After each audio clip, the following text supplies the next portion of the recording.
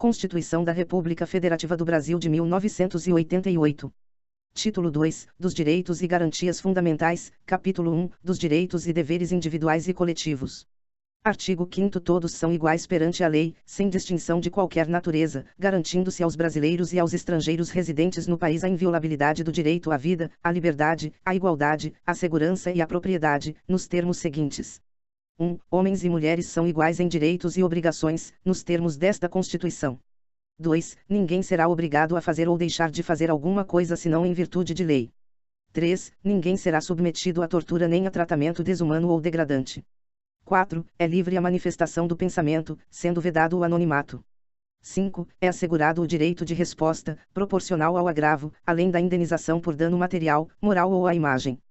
6. É inviolável a liberdade de consciência e de crença, sendo assegurado o livre exercício dos cultos religiosos e garantida, na forma da lei, a proteção aos locais de culto e às suas liturgias. 7. É assegurada, nos termos da lei, a prestação de assistência religiosa nas entidades civis e militares de internação coletiva. 8. Ninguém será privado de direitos por motivo de crença religiosa ou de convicção filosófica ou política, salvo se as invocar para eximir-se de obrigação legal a todos imposta e recusar-se a cumprir prestação alternativa, fixada em lei. 9. É livre a expressão da atividade intelectual, artística, científica e de comunicação, independentemente de censura ou licença. 10. São invioláveis a intimidade, a vida privada, a honra e a imagem das pessoas, assegurado o direito à indenização pelo dano material ou moral decorrente de sua violação.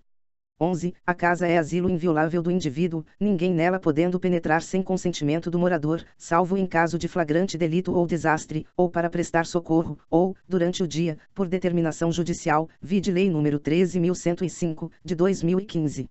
12. É inviolável o sigilo da correspondência e das comunicações telegráficas, de dados e das comunicações telefônicas, salvo, no último caso, por ordem judicial, nas hipóteses e na forma que a lei estabelecer para fins de investigação criminal ou instrução processual penal. 13. É livre o exercício de qualquer trabalho, ofício ou profissão, atendidas as qualificações profissionais que a lei estabelecer. 14. É assegurado a todos o acesso à informação e resguardado o sigilo da fonte, quando necessário ao exercício profissional. 15. É livre a locomoção no território nacional em tempo de paz, podendo qualquer pessoa, nos termos da lei, nele entrar, permanecer ou dele sair com seus bens. 16. Todos podem reunir-se pacificamente, sem armas, em locais abertos ao público, independentemente de autorização, desde que não frustrem outra reunião anteriormente convocada para o mesmo local, sendo apenas exigido prévio aviso à autoridade competente. 17. É plena a liberdade de associação para fins lícitos, vedada a de caráter paramilitar. 18. A criação de associações e, na forma da lei, a de cooperativas independem de autorização, sendo vedada a interferência estatal em seu funcionamento. 19. As associações só poderão ser compulsoriamente dissolvidas ou ter suas atividades suspensas por decisão judicial, exigindo-se, no primeiro caso, o trânsito em julgado. 20. Ninguém poderá ser compelido a associar-se ou a permanecer associado. 21. As entidades associativas, quando expressamente autorizadas, têm legitimidade para representar seus filiados judicial ou extrajudicialmente. 22. É garantido o direito de propriedade. 23. A propriedade atenderá à sua função social. 24. A lei estabelecerá o procedimento para desapropriação por necessidade ou utilidade pública, ou por interesse social, mediante justa e prévia indenização em dinheiro, ressalvados os casos previstos nesta Constituição. 25. No caso de iminente perigo público, a autoridade competente poderá usar de propriedade particular, assegurada ao proprietário indenização ulterior, se houver dano. 26. A pequena propriedade rural, assim definida em lei, desde que trabalhada pela família, não será objeto de penhora para pagamento de débitos decorrentes de sua atividade produtiva, dispondo a lei sobre os meios de financiar o seu desenvolvimento. 27. Aos autores pertence o direito exclusivo de utilização, publicação ou reprodução de suas obras, transmissível aos herdeiros pelo tempo que a lei fixar. 28. São assegurados, nos termos da lei: a proteção às participações individuais em obras coletivas e a reprodução da imagem e voz humanas, inclusive nas atividades desportivas. b. O direito de fiscalização do aproveitamento econômico das obras que criarem ou de que participarem aos criadores, aos intérpretes e às respectivas representações sindicais e associativas. 29. A lei assegurará aos autores de inventos industriais privilégio temporário para sua utilização, bem como proteção às criações industriais, à propriedade das marcas, aos nomes de empresas e a outros signos distintivos, tendo em vista o interesse social e o desenvolvimento tecnológico e econômico do país. 30. É garantido o direito de herança. 31. A sucessão de bens de estrangeiros situados no país será regulada pela lei brasileira em benefício do cônjuge ou dos filhos brasileiros, sempre que não lhes seja mais favorável a lei pessoal do de cujos. 32. O Estado promoverá, na forma da lei, a defesa do consumidor. 33. Todos têm direito a receber dos órgãos públicos informações de seu interesse particular, ou de interesse coletivo ou geral, que serão prestadas no prazo da lei, sob pena de responsabilidade, ressalvadas aquelas cujo sigilo seja imprescindível à segurança da sociedade e do Estado. 34. São a todos assegurados, independentemente do pagamento de taxas. A. O direito de petição aos poderes públicos em defesa de direitos ou contra a ilegalidade ou abuso de poder. B. A obtenção de certidões em repartições públicas, para a defesa de direitos e esclarecimento de situações de interesse pessoal. 35. A lei não excluirá da apreciação do Poder Judiciário lesão ou ameaça a direito. 36. A lei não prejudicará o direito adquirido, o ato jurídico perfeito e a coisa julgada. 37. Não haverá juízo ou tribunal de exceção. 38. É reconhecida a instituição do júri, com a organização que lhe der a lei, assegurados. A. A plenitude de defesa. B. O sigilo das votações. C. A soberania dos veredictos. D. A competência para o julgamento dos crimes dolosos contra a vida. 39. Não há crime sem lei anterior que o defina, nem pena sem prévia cominação legal. 40. A lei penal não retroagirá, salvo para beneficiar o réu. 41. A lei punirá qualquer discriminação atentatória dos direitos e liberdades fundamentais.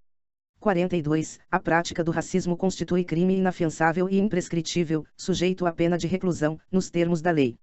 43. A lei considerará crimes inafiançáveis e insuscetíveis de graça ou anistia a prática da tortura, o tráfico ilícito de entorpecentes e drogas afins, o terrorismo e os definidos como crimes hediondos, por eles respondendo os mandantes, os executores e os que, podendo evitá-los, se omitirem. 44. Constitui crime inafiançável e imprescritível a ação de grupos armados, civis ou militares, contra a ordem constitucional e o Estado democrático. 45. Nenhuma pena passará da pessoa do condenado, podendo a obrigação de reparar o dano e a decretação do perdimento de bens ser, nos termos da lei, estendidas aos sucessores e contra eles executadas, até o limite do valor do patrimônio transferido. 46. A lei regulará a individualização da pena e adotará, entre outras, as seguintes: A. Privação ou restrição da liberdade. B. Perda de bens. C. Multa.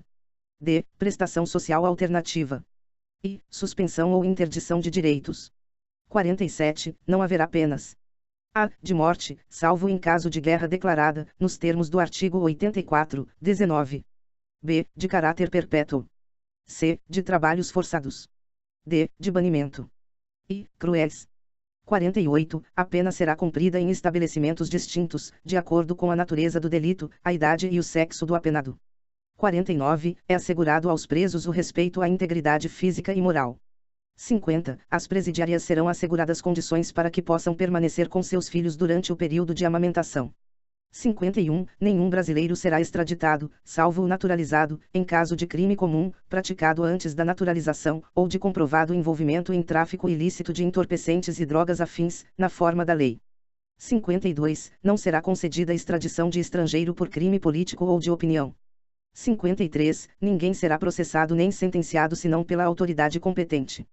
54. Ninguém será privado da liberdade ou de seus bens sem o devido processo legal. 55. Aos litigantes, em processo judicial ou administrativo, e aos acusados em geral são assegurados o contraditório e ampla defesa, com os meios e recursos a ela inerentes. 56. São inadmissíveis, no processo, as provas obtidas por meios ilícitos. 57. Ninguém será considerado culpado até o trânsito em julgado de sentença penal condenatória. 58. O civilmente identificado não será submetido à identificação criminal, salvo nas hipóteses previstas em lei. 59. Será admitida a ação privada nos crimes de ação pública, se esta não for intentada no prazo legal. 60. A lei só poderá restringir a publicidade dos atos processuais quando a defesa da intimidade ou o interesse social o exigirem. 61. Ninguém será preso senão em flagrante delito ou por ordem escrita e fundamentada de autoridade judiciária competente, salvo nos casos de transgressão militar ou crime propriamente militar, definidos em lei. 62. A prisão de qualquer pessoa e o local onde se encontre serão comunicados imediatamente ao juiz competente e à família do preso ou à pessoa por ele indicada. 63. O preso será informado de seus direitos, entre os quais o de permanecer calado, sendo-lhe assegurada a assistência da família e de advogado. 64. O preso tem direito à identificação dos responsáveis por sua prisão ou por seu interrogatório policial. 65. A prisão ilegal será imediatamente relaxada pela autoridade judiciária. 66. Ninguém será levado à prisão ou nela mantido, quando a lei admitir a liberdade provisória, com ou sem fiança. 67. Não haverá prisão civil por dívida, salvo a do responsável pelo inadimplemento voluntário e inexcusável de obrigação alimentícia e a do depositário infiel. 68. Conceder-se-á habeas corpus sempre que alguém sofrer ou se achar ameaçado de sofrer violência ou coação em sua liberdade de locomoção, por ilegalidade ou abuso de poder. 69. Conceder-se-á mandado de segurança para proteger direito líquido e certo, não amparado por habeas corpus ou habeas data, quando o responsável pela ilegalidade ou abuso de poder for autoridade pública ou agente de pessoa jurídica no exercício de atribuições do poder público. 70. O mandado de segurança coletivo pode ser impetrado por a. Partido político com representação no Congresso Nacional. B. Organização sindical, entidade de classe ou associação legalmente constituída e em funcionamento há pelo menos um ano, em defesa dos interesses de seus membros ou associados. 71. Conceder-se-á mandado de injunção sempre que a falta de norma regulamentadora torne inviável o exercício dos direitos e liberdades constitucionais e das prerrogativas inerentes à nacionalidade, à soberania e à cidadania. 72. Conceder-se-á habeas data. A. Para assegurar o conhecimento de informações relativas à pessoa do impetrante, constantes de registros ou bancos de dados de entidades governamentais ou de caráter público. B. Para a retificação de dados, quando não se prefira fazê-lo por processo sigiloso, judicial ou administrativo. 73. Qualquer cidadão é parte legítima para propor ação popular que vise a anular ato lesivo ao patrimônio público ou de entidade de que o Estado participe, à moralidade administrativa, ao meio ambiente e ao patrimônio histórico e cultural, ficando o autor, salvo comprovada má-fé, isento de custas judiciais e do ônus da sucumbência. 74. O Estado prestará assistência jurídica integral e gratuita aos que comprovarem insuficiência de recursos. 75. O Estado indenizará o condenado por erro judiciário, assim como o que ficar preso além do tempo fixado na sentença. 76. São gratuitos para os reconhecidamente pobres, na forma da lei. A. O registro civil de nascimento. B. A certidão de óbito. 77. São gratuitas as ações de habeas corpus e habeas data, e, na forma da lei, os atos necessários ao exercício da cidadania. 78. A todos, no âmbito judicial e administrativo, são assegurados a razoável duração do processo e os meios que garantam a celeridade de sua tramitação. Parágrafo 1º. As normas definidoras dos direitos e garantias fundamentais têm aplicação imediata. Parágrafo 2º. Os direitos e garantias expressos nesta Constituição não excluem outros decorrentes do regime e dos princípios por ela adotados, ou dos tratados internacionais em que a República Federativa do Brasil seja parte. Parágrafo 3º. Os tratados e convenções internacionais sobre direitos humanos que forem aprovados, em cada Casa do Congresso Nacional, em 2 turnos, por 3/5 dos votos dos respectivos membros, serão equivalentes às emendas constitucionais. Parágrafo 4º. O Brasil se submete à jurisdição de Tribunal Penal Internacional a cuja criação tenha manifestado adesão. Capítulo 2. Dos direitos sociais. Artigo 6º. São direitos sociais a educação, a saúde, a alimentação, o trabalho, a moradia, o transporte, o lazer, a segurança, a previdência social, a proteção à maternidade e à infância, a assistência aos desamparados, na forma desta Constituição. Redação dada pela Emenda Constitucional nº 90, de 2015. Artigo 7º. São direitos dos trabalhadores urbanos e rurais, além de outros que visem à melhoria de sua condição social.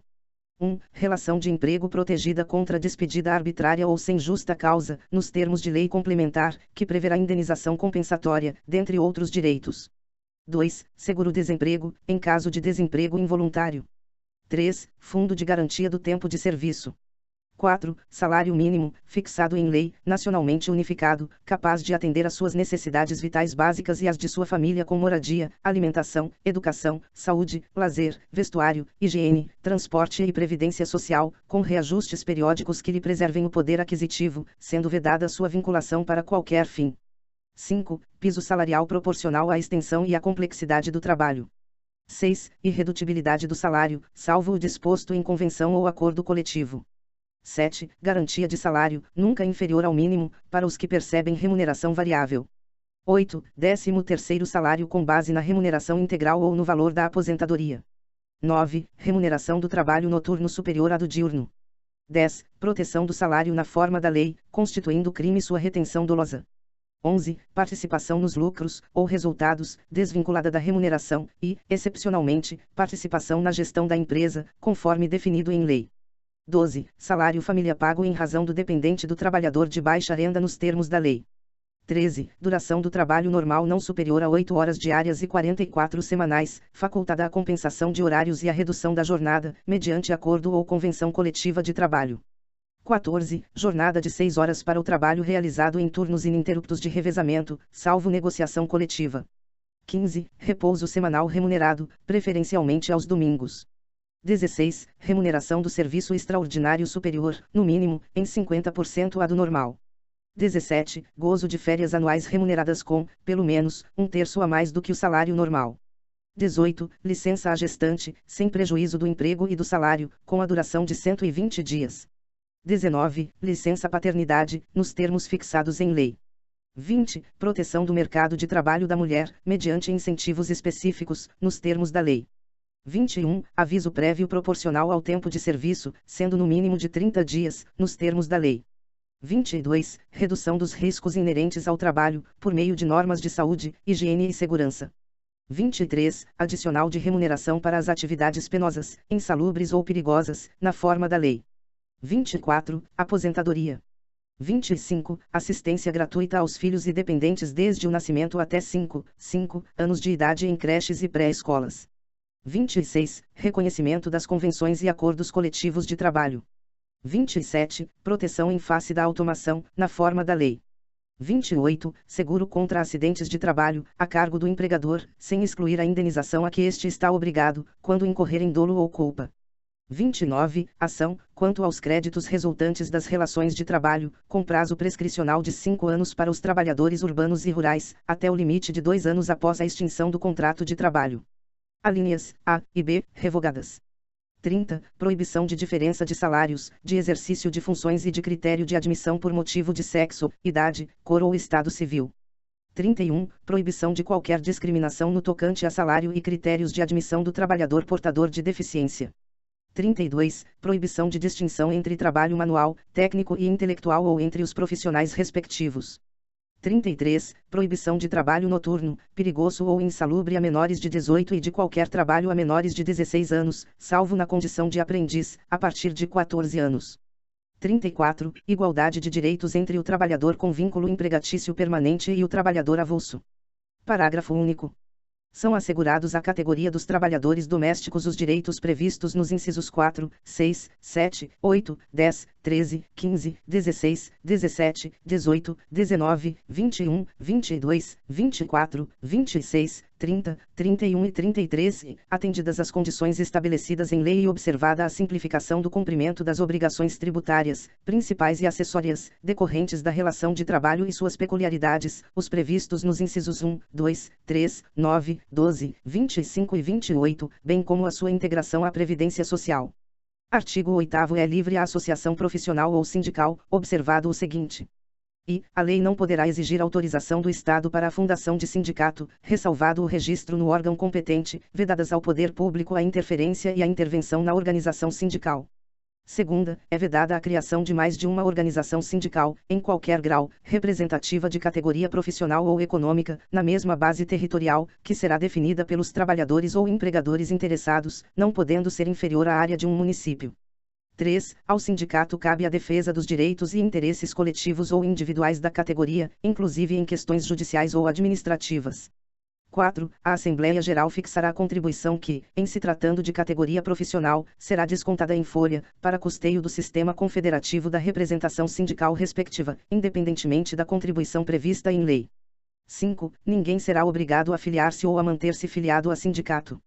6. É obrigatória a participação dos sindicatos nas negociações coletivas de trabalho. 7. O aposentado filiado tem direito a votar e ser votado nas organizações sindicais. 8. É vedada a dispensa do empregado sindicalizado a partir do registro da candidatura a cargo de direção ou representação sindical e, se eleito, ainda que suplente, até um ano após o final do mandato, salvo se cometer falta grave nos termos da lei. Parágrafo único. As disposições deste artigo aplicam-se à organização de sindicatos rurais e de colônias de pescadores, atendidas as condições que a lei estabelecer. Artigo 9º. É assegurado o direito de greve, competindo aos trabalhadores decidir sobre a oportunidade de exercê-lo e sobre os interesses que devam por meio dele defender. Parágrafo 1º. A lei definirá os serviços ou atividades essenciais e disporá sobre o atendimento das necessidades inadiáveis da comunidade. Parágrafo 2º. Os abusos cometidos sujeitam os responsáveis às penas da lei. Artigo 10. É assegurada a participação dos trabalhadores e empregadores nos colegiados dos órgãos públicos em que seus interesses profissionais ou previdenciários sejam objeto de discussão e deliberação. Artigo 11. Nas empresas de mais de 200 empregados, é assegurada a eleição de um representante destes com a finalidade exclusiva de promover-lhes o entendimento direto com os empregadores. Capítulo 3. Da nacionalidade. Artigo 12. São brasileiros. 1. Natos. A. Os nascidos na República Federativa do Brasil, ainda que de pais estrangeiros, desde que estes não estejam a serviço de seu país. B. Os nascidos no estrangeiro, de pai brasileiro ou mãe brasileira, desde que qualquer deles esteja a serviço da República Federativa do Brasil.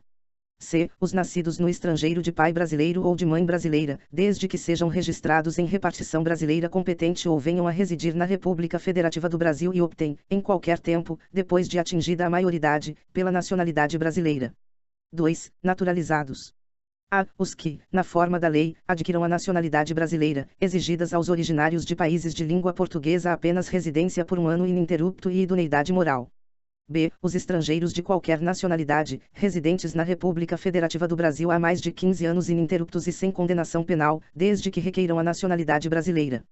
Parágrafo 1º. Aos portugueses com residência permanente no país, se houver reciprocidade em favor de brasileiros, serão atribuídos os direitos inerentes ao brasileiro, salvo os casos previstos nesta Constituição.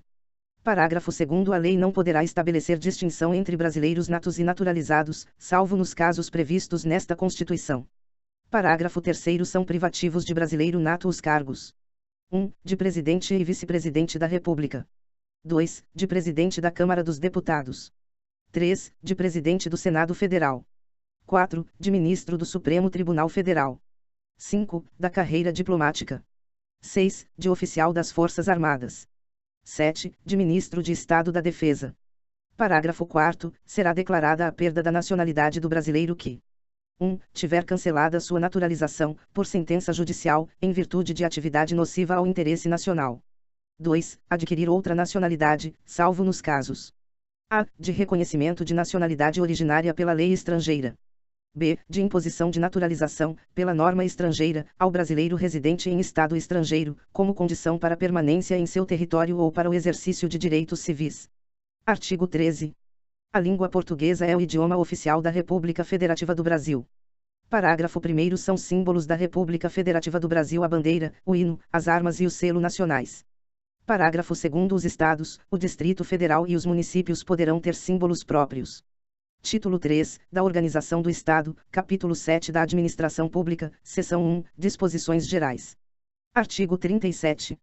A administração pública direta e indireta de qualquer dos poderes da União, dos Estados, do Distrito Federal e dos municípios obedecerá aos princípios de legalidade, impessoalidade, moralidade, publicidade e eficiência e, também, ao seguinte: 1. Os cargos, empregos e funções públicas são acessíveis aos brasileiros que preencham os requisitos estabelecidos em lei, assim como aos estrangeiros, na forma da lei. 2. A investidura em cargo ou emprego público depende de aprovação prévia em concurso público de provas ou de provas e títulos, de acordo com a natureza e a complexidade do cargo ou emprego, na forma prevista em lei, ressalvadas as nomeações para cargo em comissão declarado em lei de livre nomeação e exoneração.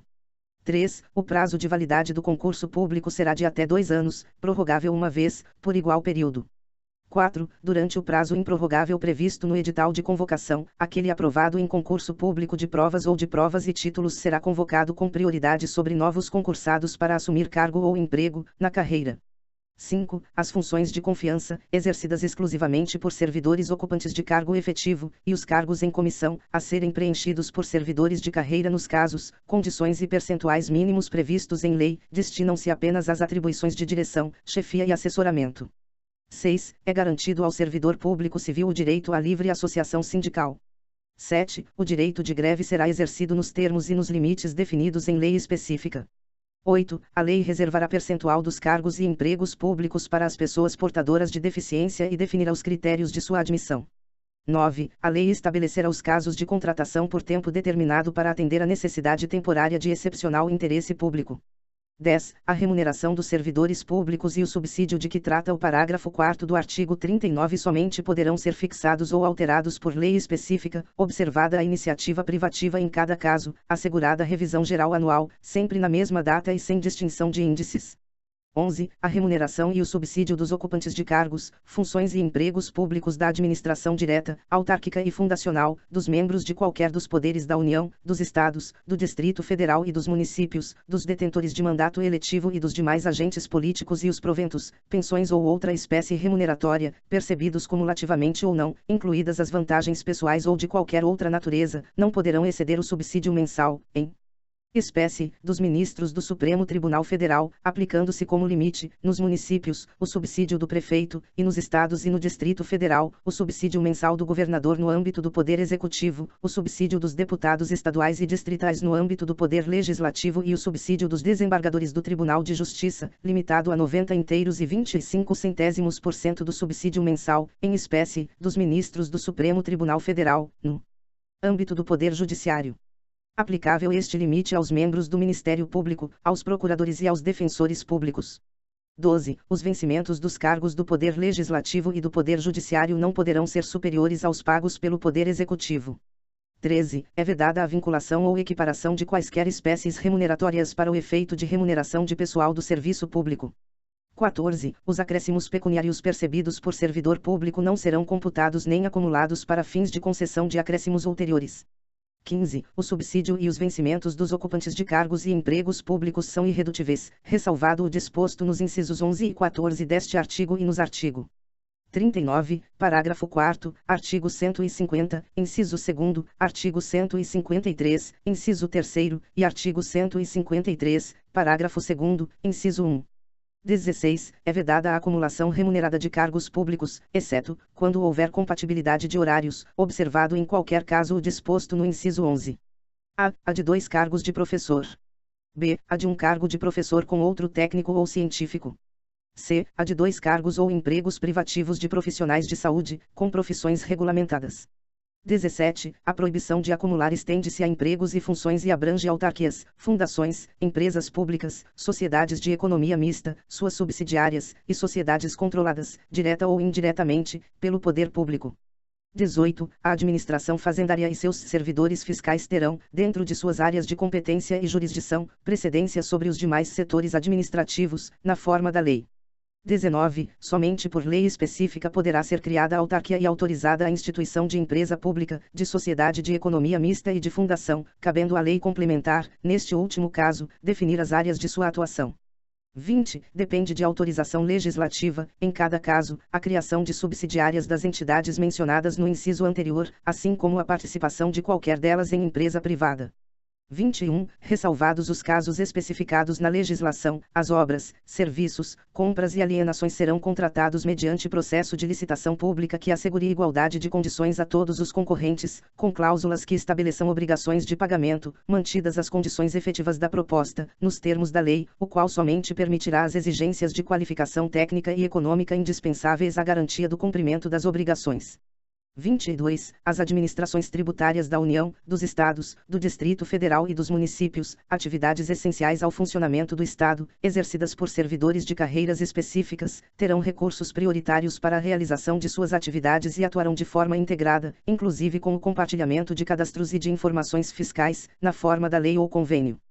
Parágrafo 1º. A publicidade dos atos, programas, obras, serviços e campanhas dos órgãos públicos deverá ter caráter educativo, informativo ou de orientação social, dela não podendo constar nomes, símbolos ou imagens que caracterizem promoção pessoal de autoridades ou servidores públicos.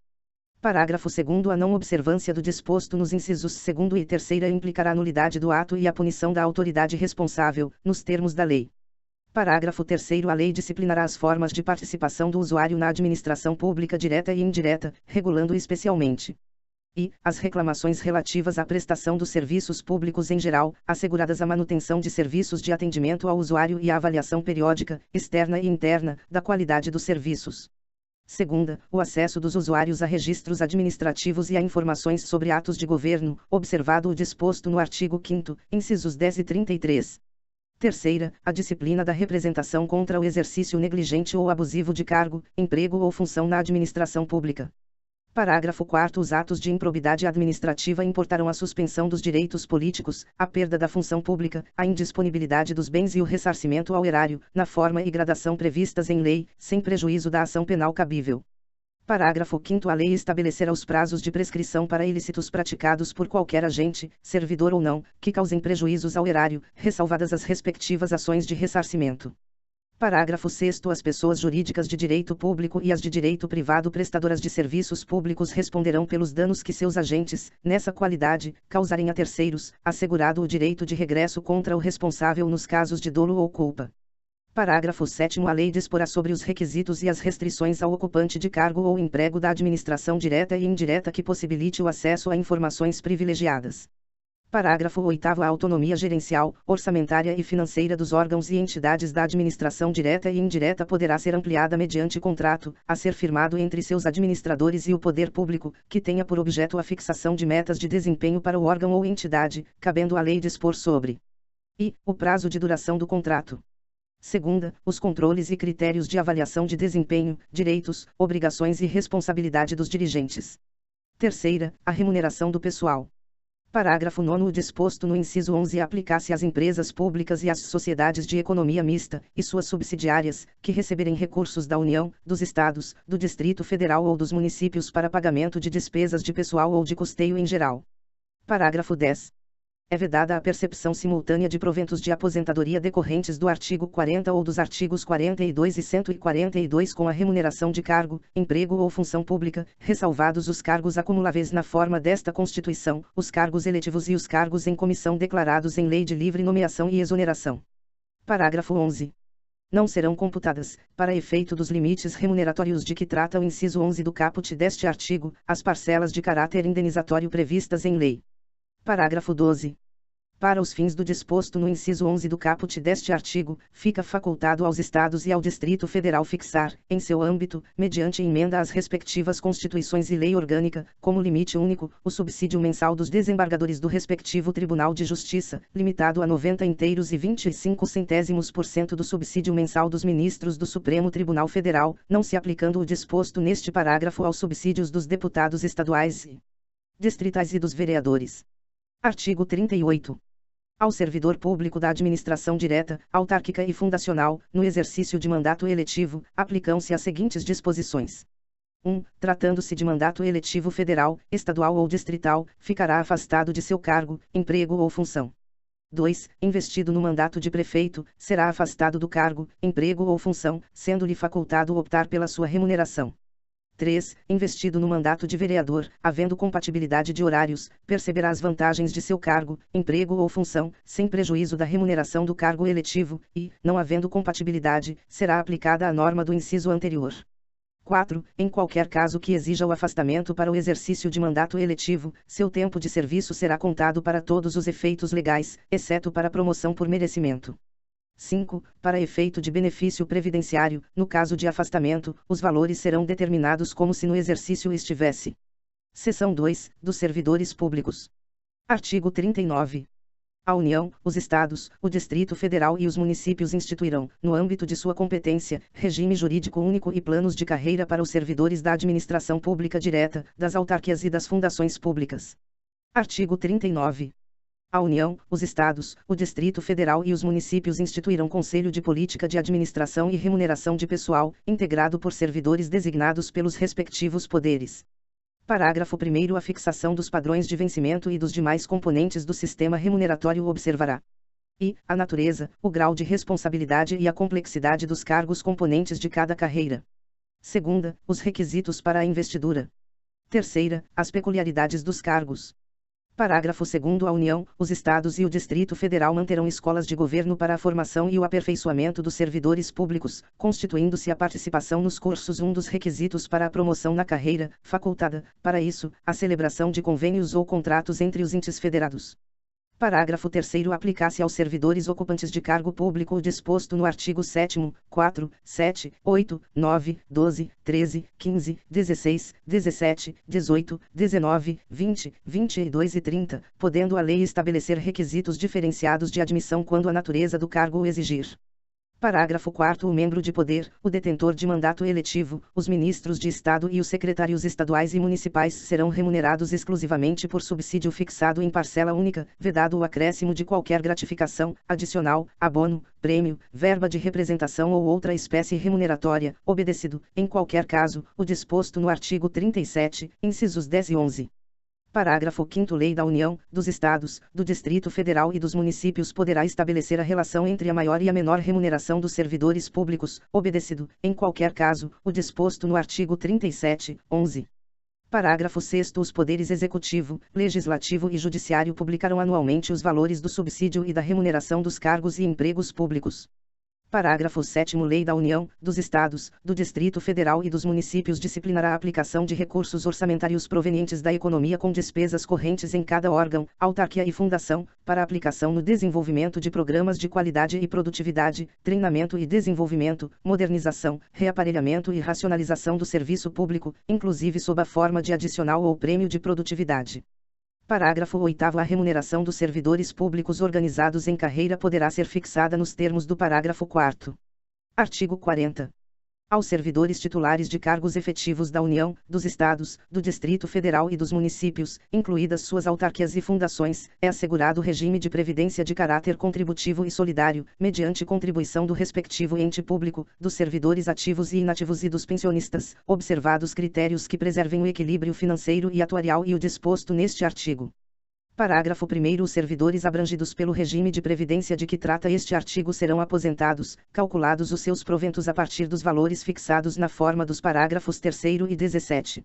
1. Por invalidez permanente, sendo os proventos proporcionais ao tempo de contribuição, exceto se decorrente de acidente em serviço, moléstia profissional ou doença grave, contagiosa ou incurável, na forma da lei.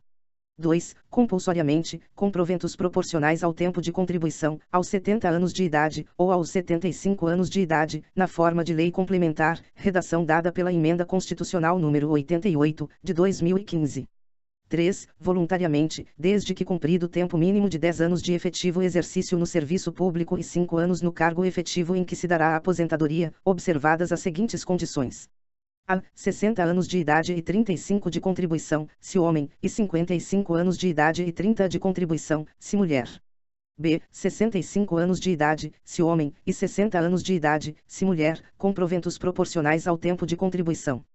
Parágrafo 2º. Os proventos de aposentadoria e as pensões, por ocasião de sua concessão, não poderão exceder a remuneração do respectivo servidor, no cargo efetivo em que se deu a aposentadoria ou que serviu de referência para a concessão da pensão.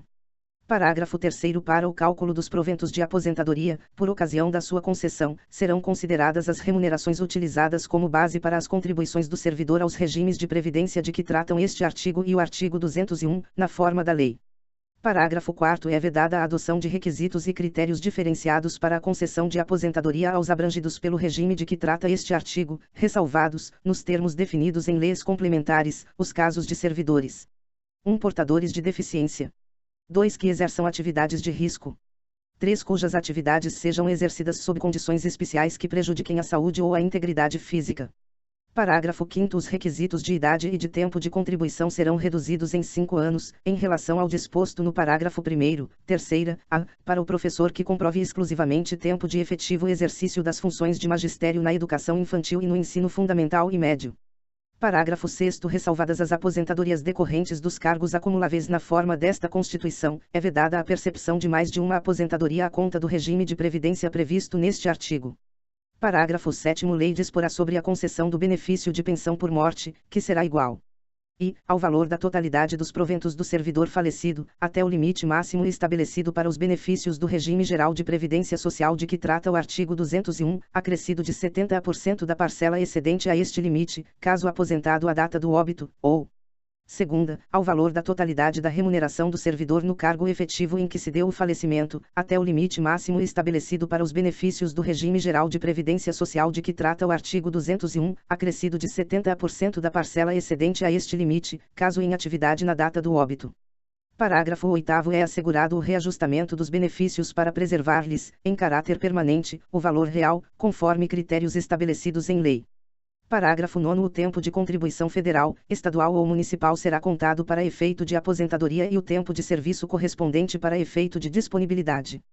Parágrafo 10. A lei não poderá estabelecer qualquer forma de contagem de tempo de contribuição fictício.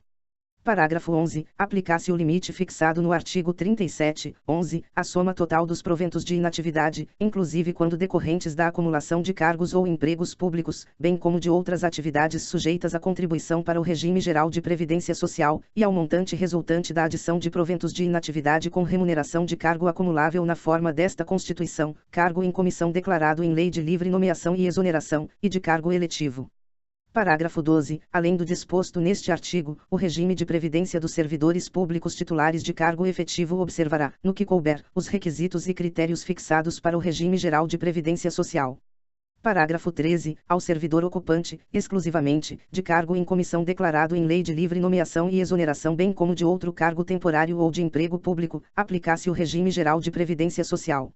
Parágrafo 14. A União, os Estados, o Distrito Federal e os municípios, desde que instituam regime de previdência complementar para os seus respectivos servidores titulares de cargo efetivo, poderão fixar, para o valor das aposentadorias e pensões a serem concedidas pelo regime de que trata este artigo, o limite máximo estabelecido para os benefícios do regime geral de previdência social de que trata o artigo 201.